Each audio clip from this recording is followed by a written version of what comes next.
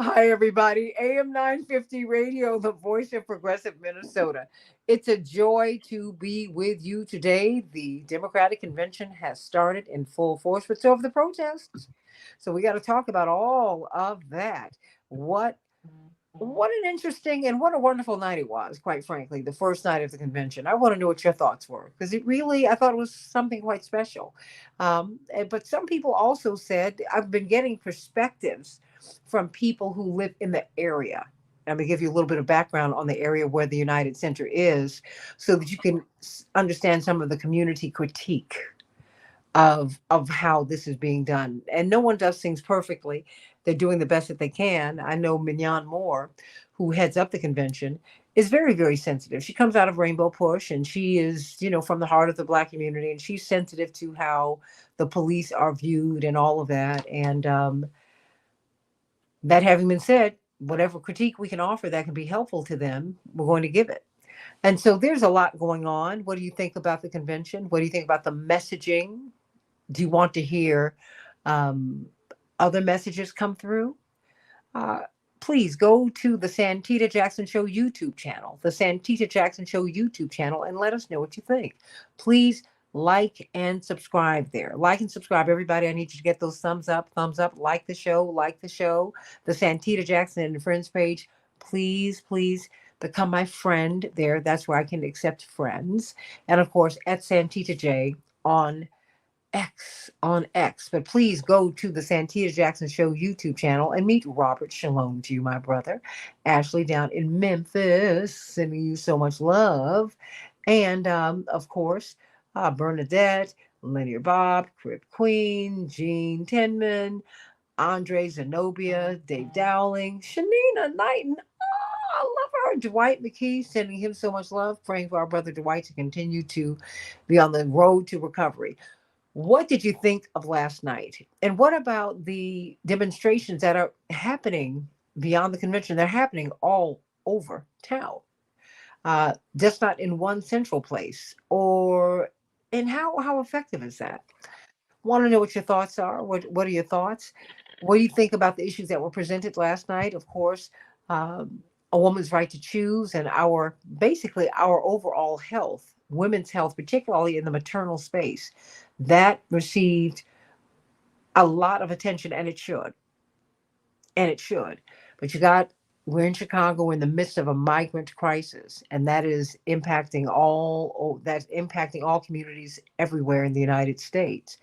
You've got um, you got so many issues that people want to talk about. You can't whisper Gaza now. You got to talk about it. You got to say it out loud. You got to. The reparations issue for Black people is a very real issue. And we can't say that it's impossible to put these issues on the table. If you want these votes, they keep trying to find people in the middle. No, you got unregistered voters who are your true margin of the win. That's who you need. You need everybody. But you have so many, as Reverend Jackson used to put it, just rocks just laying around. And you got to pick them up, David, so you can shoot your best shot. You got a lot of folks who are retrievable. But we have to go get them, and we have to get them with a message that works for them, that resonates with them.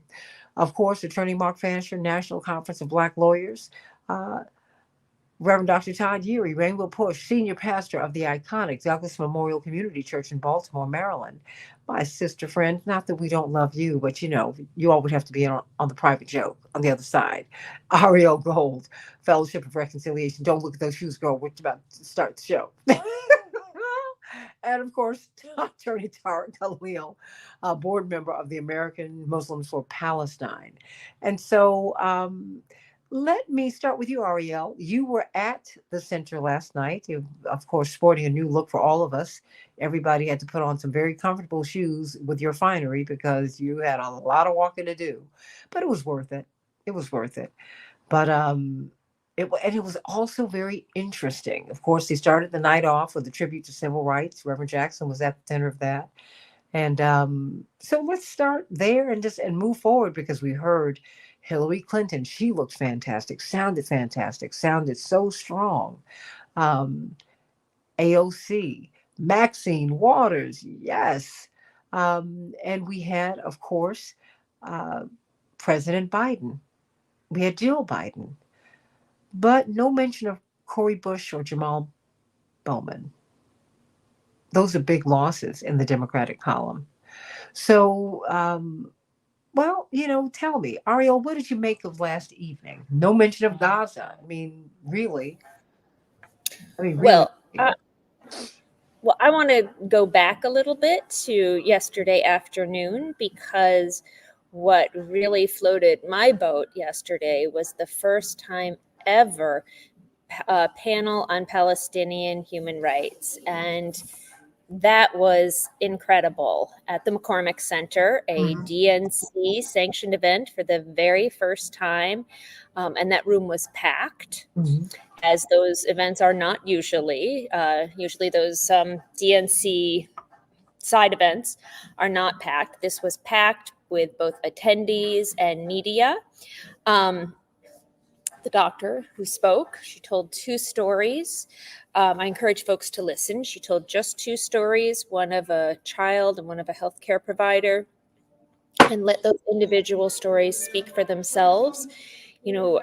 She spoke about, and this is what got me so much, about this young boy who'd been injured, and she's a pediatric surgeon, and she was attending to him, and he said, "My whole family's gone to heaven. I just want to go join them. There's no point in," and it just, and sometimes this war goes on, and we're busy with the election, and you feel a little bit numb to the humanity of what this is all about and what's going on, and that just broke through for me.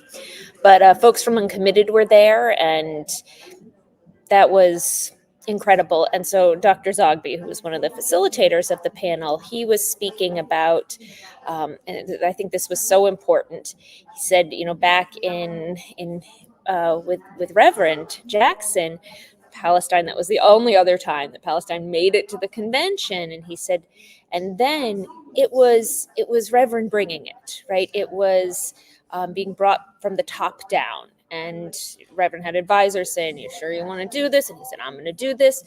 And incredible. But what's happening here, Dr. Zogby was saying, and it's so true, is from the bottom up.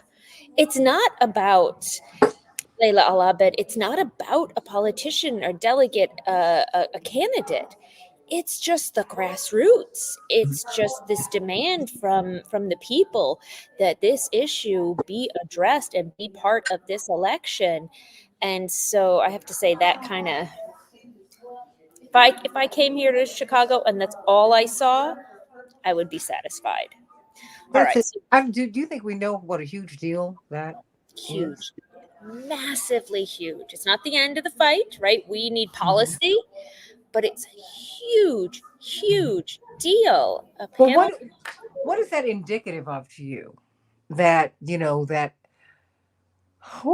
after all of this time, I mean, because the struggle continues. I shouldn't say after all of this time, that at this time, now this is now moving more toward the center. I mean, and we've been fighting to get it there for a long time. Like you said, it was 40 years ago that even within the Jackson campaign, Reverend Dr. Todd Urey, Attorney Mark Fantrin, Attorney Tariq Khalil, some people pushed back against Reverend. They were like, "You've already taken enough of a hit on the Palestinian issue.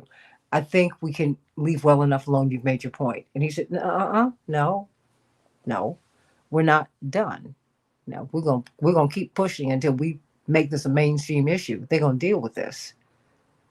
so, so I mean, so what else did you see? Well, so that was incredible. I really loved the tribute to Reverend. Um, I was so glad that that was centered and opened, and I thought AOC was electric. Mm-hmm. The other thing that stood out for me was Gaza did get mentioned. Biden said um, that he understood why people were protesting around Chicago, but and he said, they're right to protest. Um, there's killing happening and it's upsetting. Okay, and he took no responsibility for the U.S.'s role in it. We just sent millions in weapons, a new shipment to Israel. Come on. He said it like he's just got no control. He's, only the leader of the free world and the single figure in the world that is allowing this to take place and the one person who can stop it. He's just acting like it's some other personality. There's some other being over there just doing it, and he's just upset with all the protesters. So that was that. I'm really glad he's not our candidate, and yeah, I think we've got a real possibility with Harris, and so I'm excited about this election, and very much aware she's vice president right now. She cannot throw the president under the bus. And she can't stop it, the war right now. She has no control over policy. But we can, what I would love to see, what we have to keep pushing towards is for her to speak to this policy and what she will do when she comes in. And what we need is for her to condition weapons. I'd love a full arms embargo, but I don't think that's going to happen. But I would love to hear her say that she's going to condition weapons. And I think we have real leverage here. And that panel did not take place yesterday because the DNC was begging for it, wanted it at all. They did everything they could to not make it happen. But it happened because that groundswell from the bottom up. And so they were forced to respond and to give something. And this is what they gave. And it would have been better if it was on the main stage. But that it happened was huge, really, really huge. So I feel today, feel a little bit hopeful. Well, and you make the point that we're going to have to push her. Not overboard, but push her to embrace this issue. That is the way politics works, everybody. It's not about what I feel if I've been elected. If I'm getting pressure over here, I respond to where the pressure is. The squeaky wheel gets the grease. That is the way that it works. Oh, yeah. Tariq Khalil, board member, American Muslims for Palestine. It's always a joy to have you with us. I know you are going out to demonstrate today. Talk to us about what you saw, what you heard about the convention, about what you saw of the convention, and about the demonstrations. Yeah, thank you for having me. I was basically part of what I would call the anti-convention. I was part of the group that is on the streets. And interestingly enough, the Haaretz, which is an Israeli newspaper agency, they actually quoted part of what I said, and they characterized it as me intentionally linking President Biden and Kamala Harris as one and the same.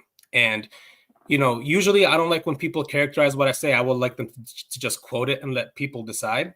And I actually agreed with that characterization. I said, yeah, you're right. I am making that linkage. The fact that she's vice president, we as an entity, meaning the March on DNC, our basic message is this: you can't hide behind the fact that you are beholden to the president's agenda, and therefore you're not responsible, you're not liable, and you don't have the duty to do something about it. The fact of the matter is you are second in line. You are part of this administration. You are now you are the presumptive Democratic nominee. And as the Democratic nominee, you have a duty to make sure that you lend your voice to a new vision, to a new agenda. But you haven't done that. I remember when President Obama and that was actually my second presidential vote. And it was, at the time, felt as though it was my proudest moment. I was much younger and I was energetic. He was energetic. He brought a lot of energy. But if you remember, when he became the presumptive Democratic nominee, there was a massacre ongoing in Gaza under the guise of Operation Cast Lead. And when he became the presumptive Democratic nominee, he made a statement in response to a question about what do you think should happen in Gaza? What is the U.S.'s role? What should happen? Should there be a ceasefire, etc.? Whatever the question that was posed. And his response was, we have a president right now, and that was George W. Bush. When I'm president, then you can ask me that question basically, and then I will deal with it. Then, as soon as he took the oath of office, there was a ceasefire. So now I don't have to comment on it anymore. I don't want this to happen with Kamala Harris. Let's say she is elected, and then there's a ceasefire. Now you're going to leave Gaza after 40,000 plus dead. And according to the Lancet report, it could be 186,000. We don't know the full figures yet. That was a month ago. With U.S. made weapons and U.S. tax money. So the message is, hey, Kamala, you could have done something about this as vice president. And the fact that you're hiding behind that, and now that you're a new face, you can't clean your hands from the crimes that have been committed. Your hands are full of blood.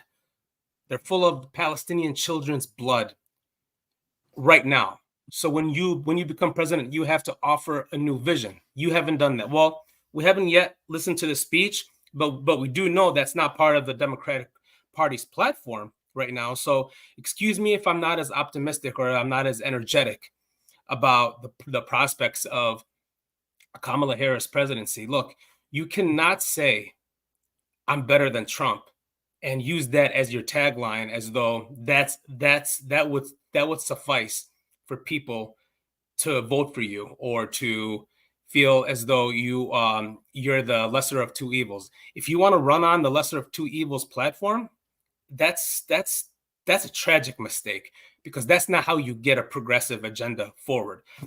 You know, we did mention that Biden was the only one that spoke about Gaza. Actually, Senator Warnock as well, at the end of his speech, I believe, referenced that he wants everybody to be included, and then he mentioned the people of Gaza.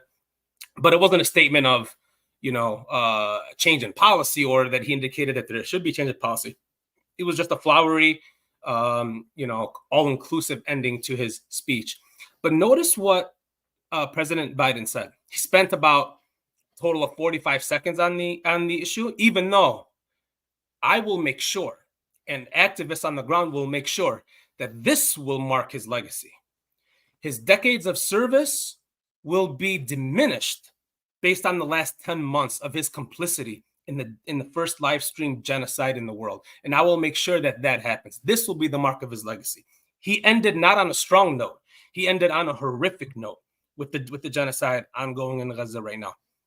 He said that we'll keep working to bring an end to the war in Gaza and bring peace and security to the Middle East. All the while, you're funding the genocide. That kind of hypocrisy should be called out instead of praised, instead of being clapped for. It's that kind of hypocrisy that needs to be pointed out. And that's why the March on the DNC is happening right now, because we want to point out that hypocritical approach. You can't use your theme of for the people, all the while our tax dollars and our weapons are being used to kill another people in Gaza. You can't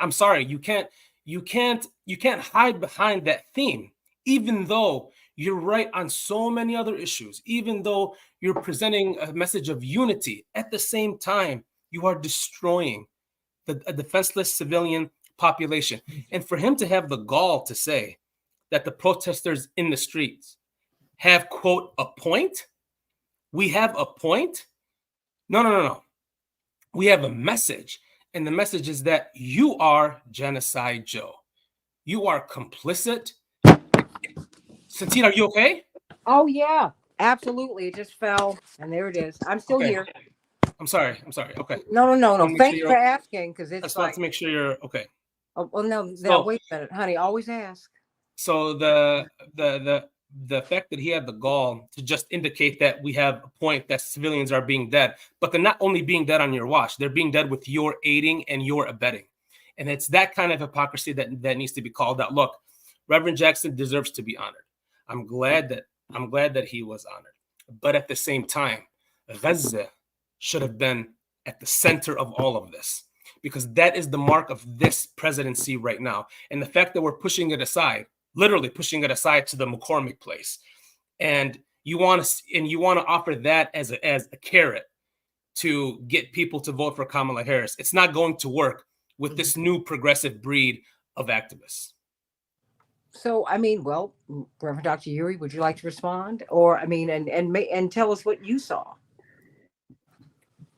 Let me first acknowledge the very clear passion that you can hear in Brother Tarek's voice.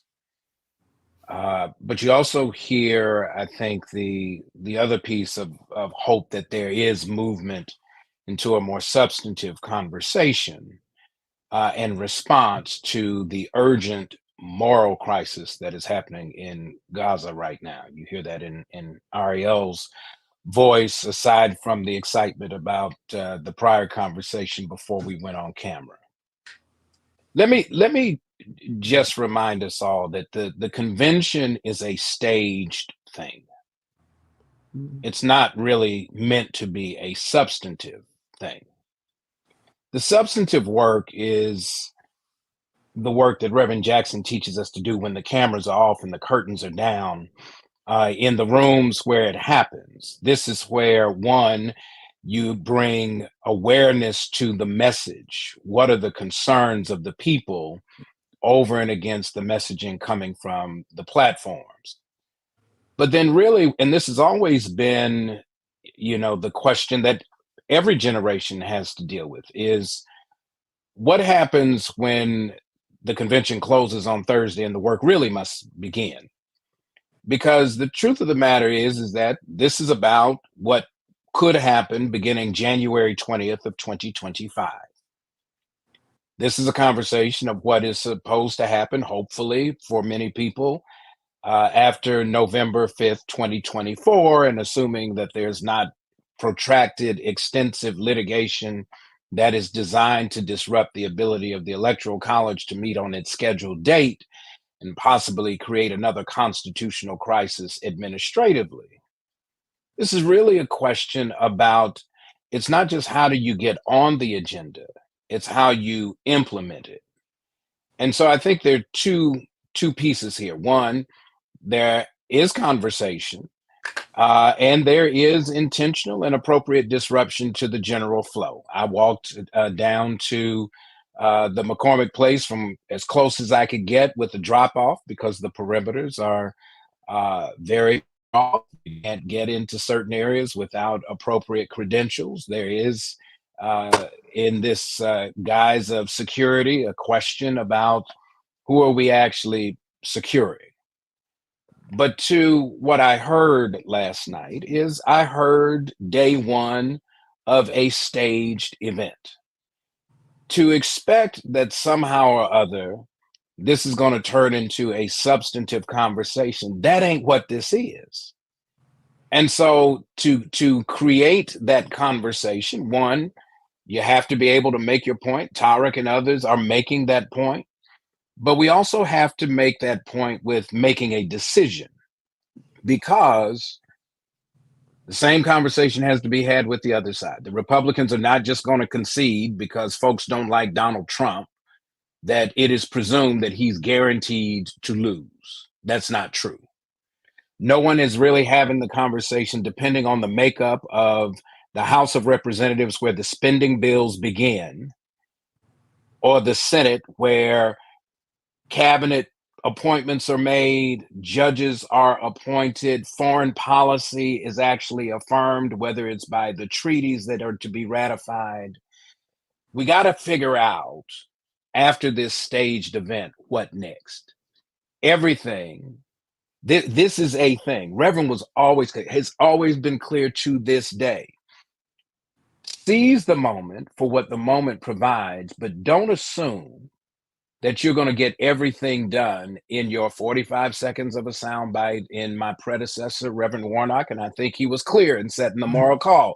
He's not the one to set the policy discussion from the platform, but he is the one, because of his influence as a member of the 100, to raise the importance of what's going on in Gaza to the moral crisis. That's in the line of what we would expect from Dr. King and Reverend Jackson and all of those who have come through the civil rights, human rights prism. And so I'm clear on what I heard. I'm also clear on what I expected to hear. I'm not expecting to hear from a staged event something that's going to be so earth-shattering that's going to make me go, oh, the point of the gathering is to get the party excited about the party's candidate to be able to run an election to then be in a place to be able to do some things. I think the question becomes, how do we get into a room where it happens? If one of those rooms was to have a very public conversation about the crisis in Gaza to inform the delegates, what's the next thing, right? This isn't the only thing unless we make it the only thing. We have to make it the first thing or the next thing until we get to the final thing, which is a policy that allows us to reclaim the soul of the party, quite honestly, for being co-conspirators in the horror that we've seen in Gaza, which is not new to America. We've seen it throughout the country's history in terms of how the government has worked to affirm some governments, destabilize others. We've got to be clear on what this is and what this ain't. Well, in realpolitik, and I will, and uh, Tariq Khalil, American Muslims for Palestine board member, um, my dear, dear, dear brother, beloved, baby brother, I must say, because I'm an elder now. I'm happy about that. When you see Reverend Jackson on the stage, and I understand your passion and I agree with you, you really do see he's bringing Palestine with him because he brought Palestine to the table in the first place. You would have to travel back in time to see the massive hit that he took by going to Lebanon to meet with Yasser Arafat. No, I mean, and it's not that you don't. I mean, because I feel you. I mean, because we've been here before with South Africa, with the South, with all these issues that we care about so deeply. But it was, and it was. Reverend Jackson, when the Democratic National Committee saw him coming, they saw Palestine because no one had the nerve to mention it. And quite frankly, the powers that be tried to destroy him. The only two times he was interrupted in his speech, number one, he got a Secret Service protection the day he announced, which was unprecedented. Up to that point, the Fruit of Islam and Black police officers from all over the country literally came in and created a new force of protection around them and our family because the death threats were coming and they were extremely credible.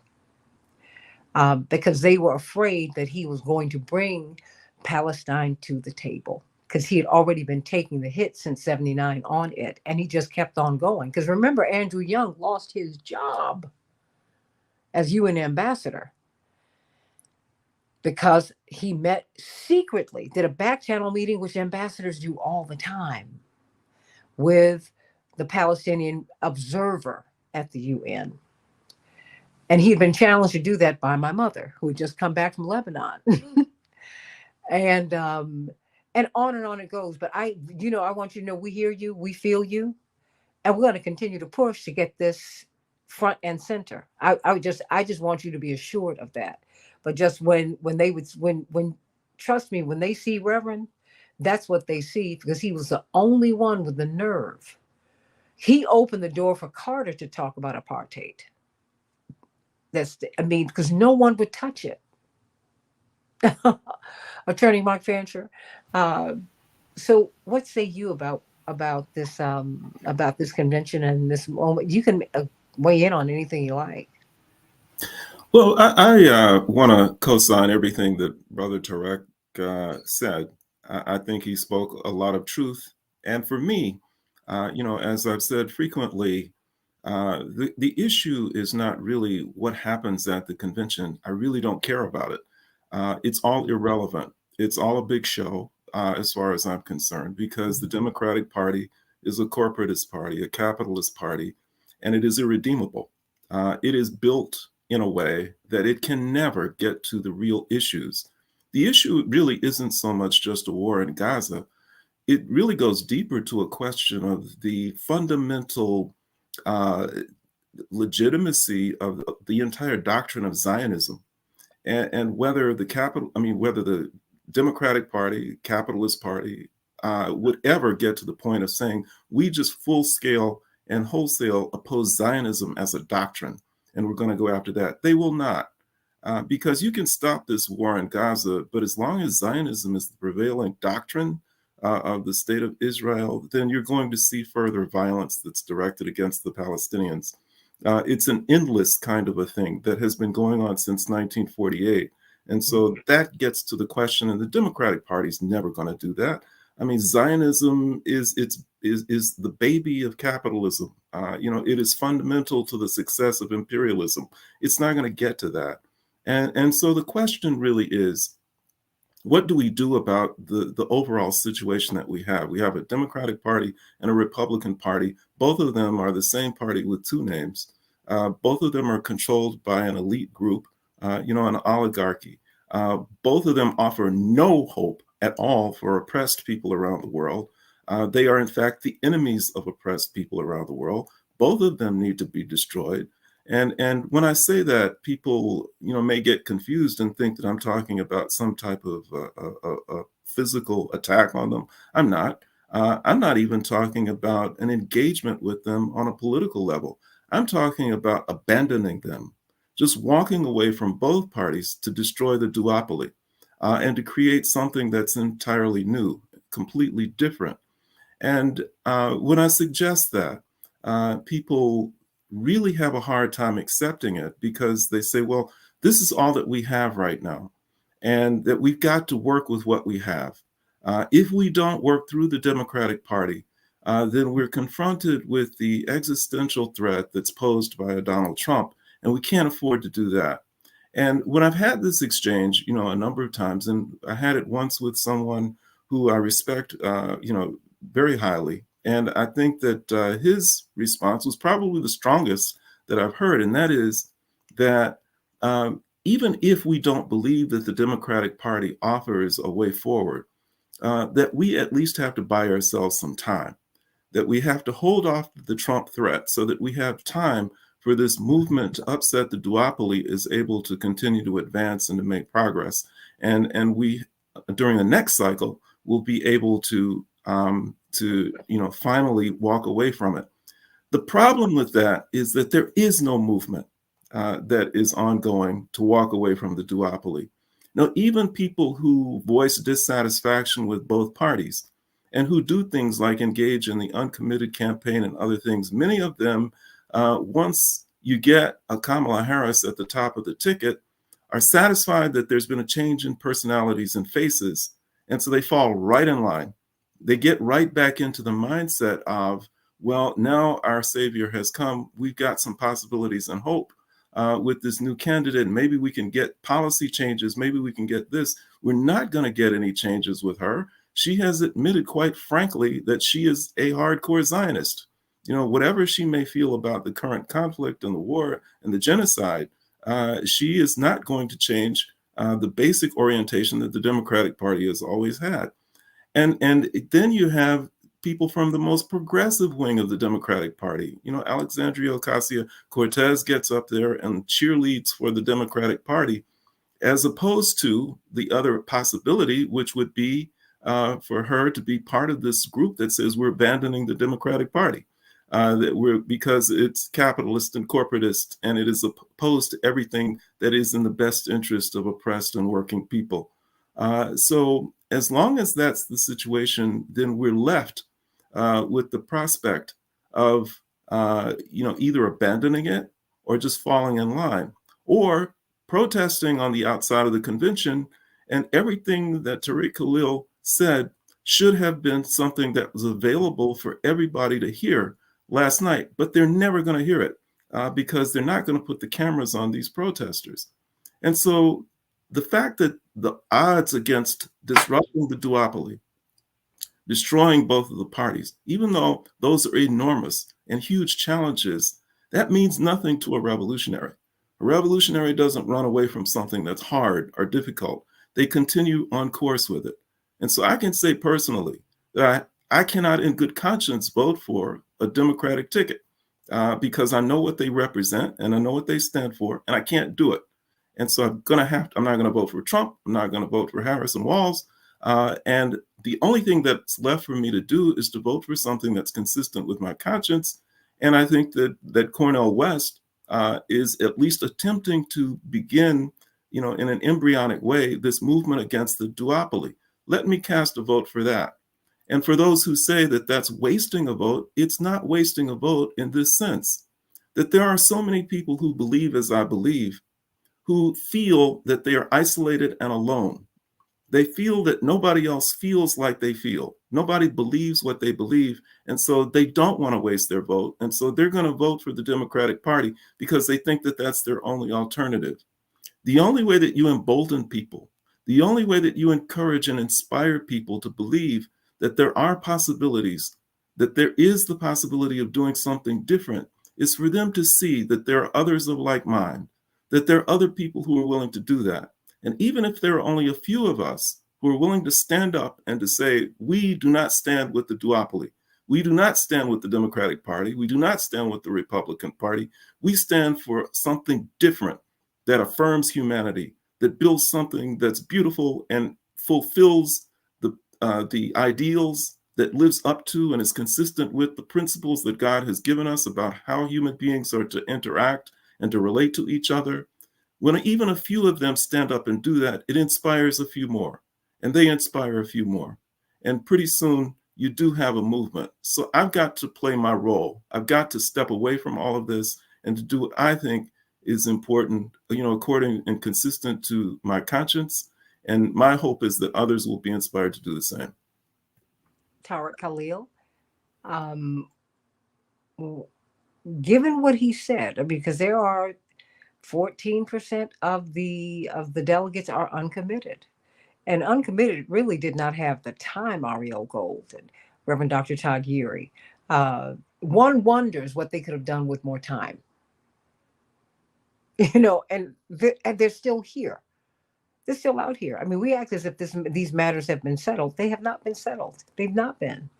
That's why we're bringing them up today. And thank you, audience, everybody, Morning Stars.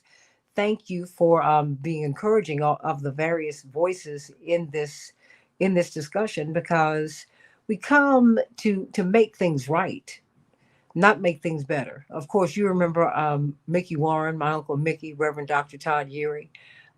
He was in the hospital. He just made his transition a couple of weeks ago. And he was in the hospital several years ago, Attorney Khalil. And the doctor said, when they came in, he was family. So I was in the room. He said, sir, we're here to make you better. He said, then you can give me my clothes and I'll leave. I'm not here to get better. I'm here to get well.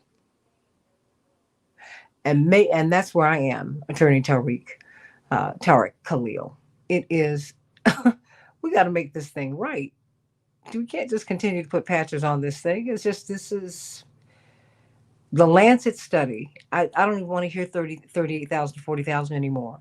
The Lancet study last month said that 186,000 Palestinians have been killed, and they're on track to kill 500,000 now. Just so we put some perspective on this, I believe that would be 15% of Gaza's population. Yeah. The most densely populated ghetto in the world. And this is done by Democratic administration.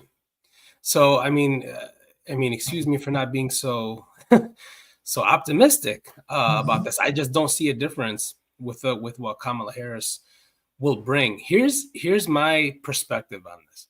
I think the gap has widened so much between Republicans and Democrats on this issue that Democrats, even on the most extreme liberal end, would seem progressive compared to Republicans. So if you look at the platform of the Democratic Party comparatively with the Republican Party, yeah, one will look at that and say, oh, that must be a pro-Palestinian platform, just because of how racist and how bigoted the Republican platform would be. So I think if we look at it from that lens, I can see one coming to the conclusion that the Democratic Party will be on the side of right. But I think the issue is much deeper than that. It's much more fundamental. It's much more systemic. So that's how we have to understand Kamala Harris and her posturing and her policy prescriptions. Because it's so systemic, you don't, I mean, in the first few months of this genocide, the word ceasefire was anathema among Democrats. Forget Republicans. Republicans keep bombing.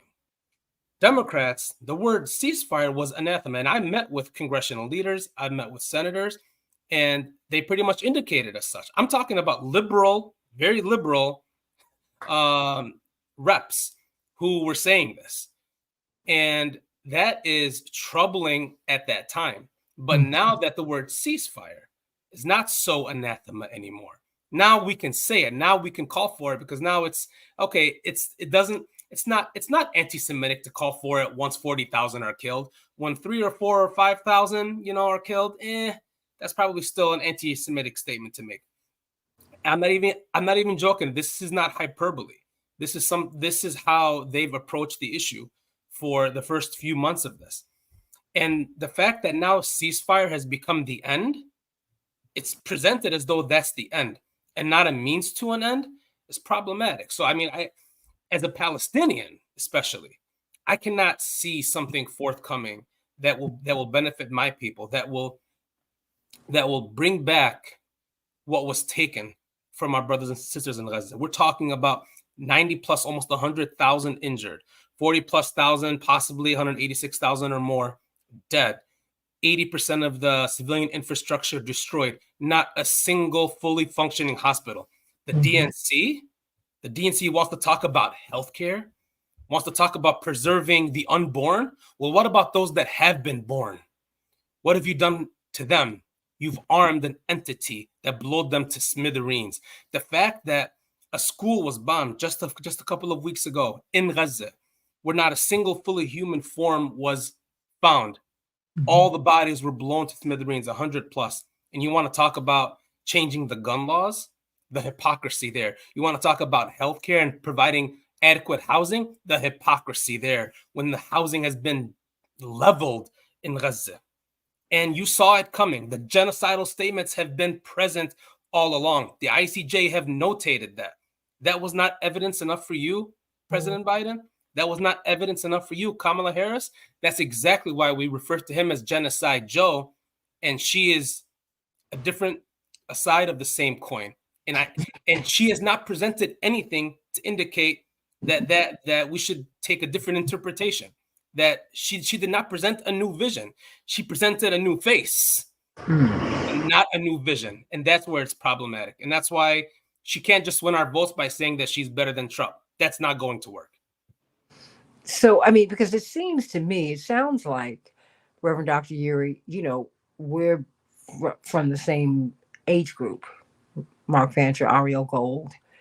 And for us back in the 80s, the red line in the sand was South Africa. It was like, because you saw the pictures of the Sharpeville massacre. You knew what was happening over there. You knew what they were doing to Winnie Mandela. They had her under house arrest. Only heaven knows what they did to that woman. And yet she kept pushing. She's the reason we know about Nelson Mandela today, everybody.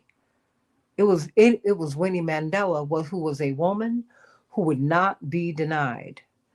And the movement itself gathered such force, and correct me, Attorney Fancher, Reverend Dr. Yuri, Ariel Gold, if I'm wrong, that became a dividing line. That became a red line for us. Like, I know certainly in my space, if you were not for releasing Mandela, declaring this an apartheid state and ending apartheid, we were done with you. That was it. We're not in the same place that we were 40 years ago, but I hear Attorney Khalil. I mean, Reverend Dr. Yuri, and then you, Attorney Fancher, and then you, Ariel Gold. I mean, what's the path forward? Because, I mean, we have to be mindful of the fact that so many of our Palestinian children, brothers and sisters, their families are there.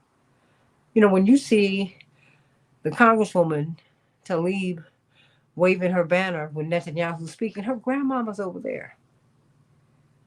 I didn't say her grandmother, I said her grandmama, Nana. is over there. So you can't be calm about that.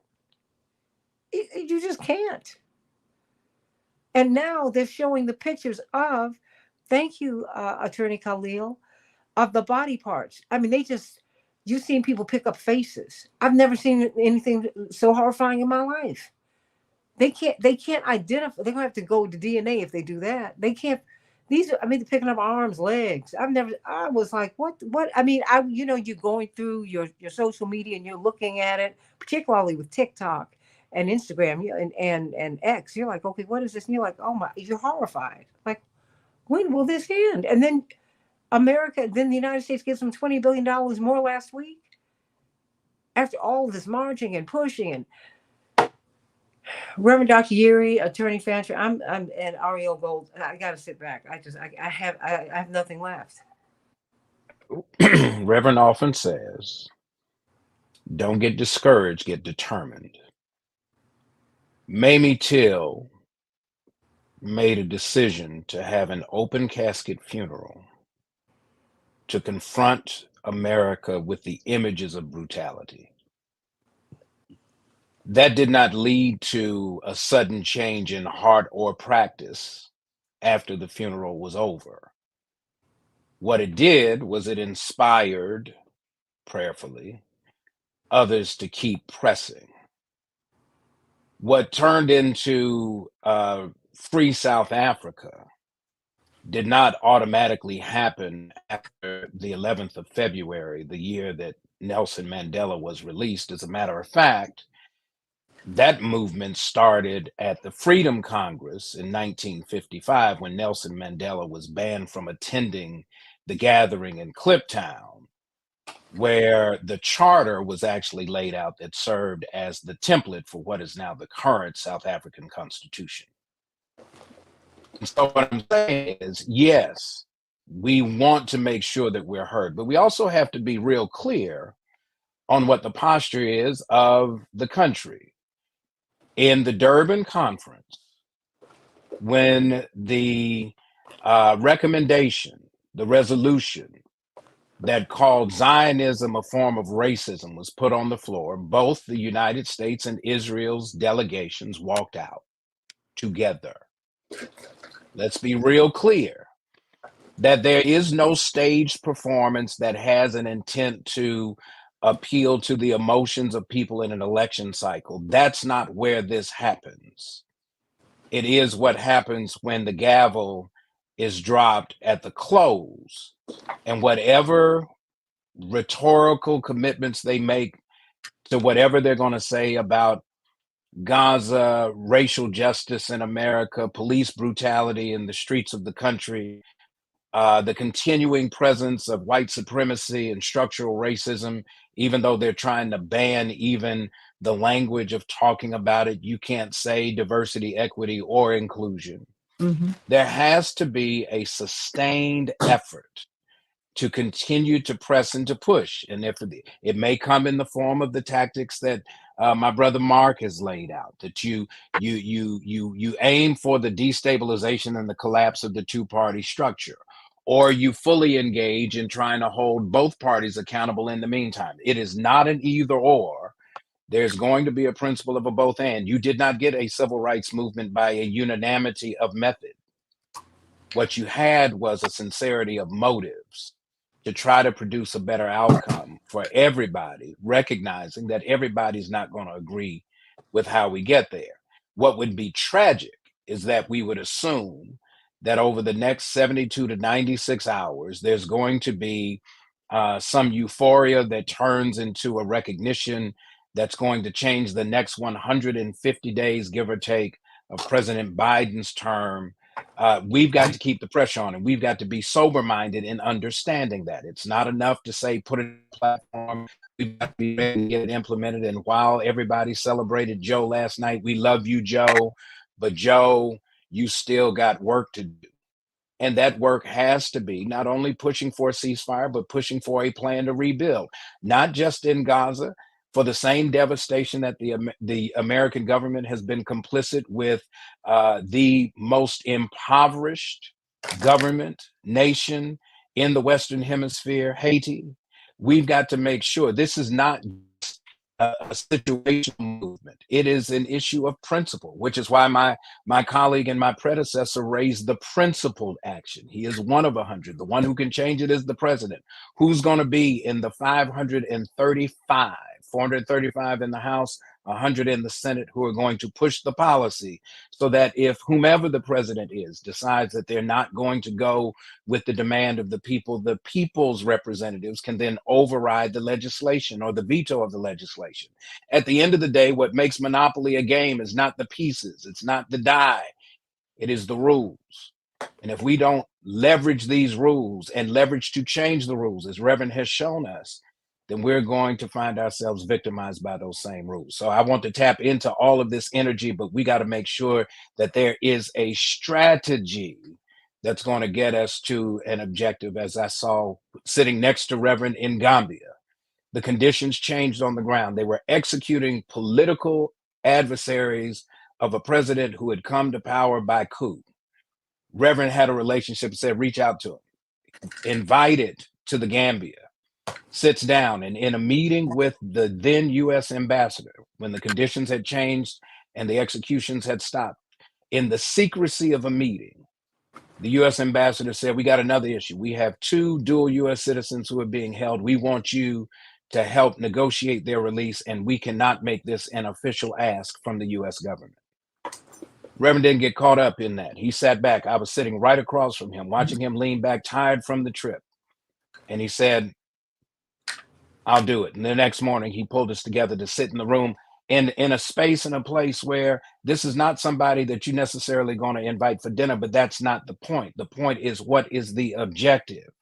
And when we left the Gambia, not only with the 2 men who had been held, but also with family members who had to come over and making sure that they could get their visas to enter the United States and to make sure that they would have the resources that need. These victories are very often done when there's no publicity, no camera, one at a time, tedious, treacherous, frustrating, all of that. But what drives it is determination. We got to be committed to the methods of liberation, because those don't come in moments, they come in movements.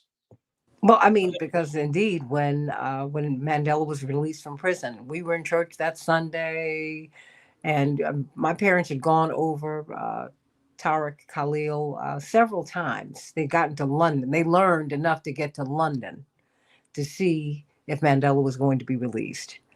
They were meeting with then Prime Minister Margaret Thatcher. And in the middle of the meeting, someone came in and she said, Reverend and Mrs. Jackson, you can go to South Africa. He is going to be released on Sunday. And that was the culmination of a struggle a culmination, not the culmination, because now they're fighting for land. This thing it keeps on going, which is not to discourage you at all, is to encourage you to keep on going, to truly keep hope alive. One quick note on Mandela. Okay. The hypocrisy, again, the hypocritical approach of our politics is what really fuels me the most. Mm-hmm. The fact that the ANC was viewed as a terrorist organization, and that Nelson Mandela was characterized as a terrorist under U.S. law until not 1994, until 2008, when he was president. Thank you. I mean, you're claiming support, and now you're calling him, a visionary, and he's still a terrorist under U.S. law. I mean, it's laughable. It really is laughable, and it shows the hypocrisy of our politics, and that's what has to change. That's what has to shift. Well, we have to push that. But, on the day that Reagan signed the act that gave us the Martin Luther King holiday, someone asked him about Dr. King's controversial affiliations. Well, they said, he did say, you do recall, well, we do hear he did associate with communists. While his wife was standing right there. Reverend Jackson says, Attorney Mark Fancher, the slave masters never retire. And they don't. So I've got about 90 seconds for you and 90 seconds for Ariel Gold. And Yes. Well, I think that if it's not a human tendency, it's certainly a cultural attribute of people in the United States to want to feel happy all the time, to feel that there is a sense of order, predictability, that things are under control. And that tendency, I think, causes us to ignore very painful realities that have to be acknowledged and addressed. And part of what happens in the United States is the othering of people. Gaza would not be allowed to happen if and I think that the number of people killed there probably is close to 250,000. Absolutely. If all of those were blonde-haired, blue-eyed children, it would not be allowed to happen. But there is a sense on some level that these are others, and that their deaths are not as important and that they don't count. There isn't an urgency in trying to stop it. And it even this sense of trying to ignore reality extends even into progressive circles. We've been talking a lot about apartheid and Nelson Mandela. You know, I have great respect for Nelson Mandela, but one thing that I believe was a huge error on his part was to stop the revolution. When he was released, he negotiated a political change in that country, but not an economic one. And the masses of the people were geared up and ready to go and dislodge the capitalist structure, you know, and to end foreign exploitation by multinational corporations and other things, and to take back the land and the resources of South Africa. And he stopped that over the objections of Winnie Mandela and many people who were agitating for a real revolution there. So we tend to romanticize things. We ignore the inconvenient, and I think that the biggest victory that we can have is if people are prepared to accept reality, accept truth, and attack our true enemies in the way that they need to be attacked, and to build, something new that is consistent with the vision that God wants us to have. Well, Ariel Gold, I literally have a minute left, and you got it. I just want to remind folks that many of revolutionaries also need to pay the rent and buy food, and so we live in this system, and that's where many of us, and especially let's remember that we are advocating for those who are less privileged, who don't have the time necessarily to be at all the protests because they're working 3 jobs or so on, and so this election matters for those reasons. And I also want to say that I am voting for and encourage all to vote for a president that I can protest. I want to elect the most protestable president possible, because there's a big difference in protesting Donald Trump and banging our heads against the wall and protesting Kamala Harris. And I believe in incremental change that way, and I think it does matter. There's a lot of corporate interests here, and system and 2 parties and so on, and we need to make sure that we are supporting folks being able to put food on the table and pay the rent, and migrants, and having an administration that we can push. And we saw with that panel taking place that we have an ability to push here. Long ways to go, but let's do it. Well, we're going to be at Rainbow Push throughout the week at 930 East 50th Street. I'm learning from you, Ariel Gold. 1 o'clock today, Central Time. That's right. Talking about you can watch online as well. That's right. We are focusing on this matter of the matter of Palestine. And so, please go there, and we will see you, Attorney Khalil. You're more than welcome to come back here, any day, because we want to hear what's going on. We want to hear from you about what's going on with these protests, and where can people meet you today? Attorney Khalil? There's a vigil happening as well. My time will actually be limited today, but I do want to remind everybody about Wednesday. That will be an all-day event starting at 3:30, and that will be organized by the Coalition for Justice in Palestine. And that will be an all-day thing. And I believe on that day, Barack Obama is speaking. So we want to get everybody out there, and we want to see what his message is going to be. I don't have any anticipation of anything positive forthcoming in terms of our agenda, but we'll see. Well, we have to continue to push. We have to continue to push. I'm sending much love to everybody. See you tonight at the Democratic Convention, and see you today as at the demonstrations. They all matter. I'm so glad that they're all going on at the same time. So get out there. And as Ariel Gold said, please support these people who are supporting you. Freedom is not free. Reverend says you cannot ride to freedom on Pharaoh's chariot. If you want these people to remain free, pay for it, please. We need your help at Rainbow Push to stay open. We do. We really, really do. So everybody get on out there and start demanding as much from President Obama and Kamala Harris as you do of Reverend Jackson and all the people who you almost take for granted because they're always there for you. Start demanding that these people who you elect, who you hire, demand that they come through for you. Do that. I'm telling you, that's important. Love you all, everybody. God bless you. And see you tomorrow on the Santita Jackson